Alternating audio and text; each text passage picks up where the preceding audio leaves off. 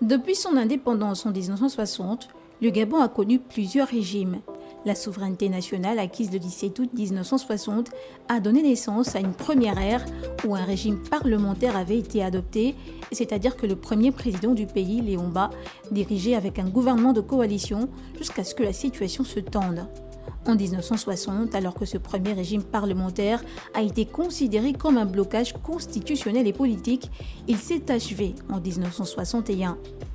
Entre la même année et 1968, le pays adopte un régime présidentiel monocéphale où le président et le vice-président sont élus simultanément.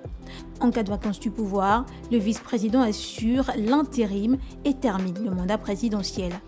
Après le décès de Léon Mba, Omar Bongo accède à la présidence le 2 décembre 1967 et instaure le Parti démocratique gabonais PDG comme parti unique le 12 mars 1968. Cette période de monopartisme mène à la conférence nationale de 1990, rassemblant partis et associations et marquant le retour au multipartisme. En 1991, la Constitution a été modifiée, introduisant un régime présidentiel bicéphale où le Premier ministre devient responsable devant le Parlement. À la suite du décès d'Omar Bongo en 2009, son fils lui succède après des élections contestées.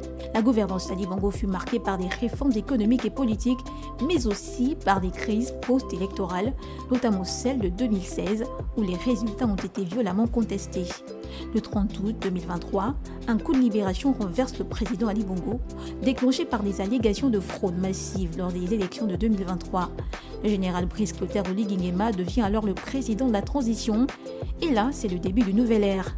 Des promesses de réforme dans la tenue d'un référendum le 16 novembre prochain pour ancrer dans l'histoire du Gabon ce nouveau projet de constitution.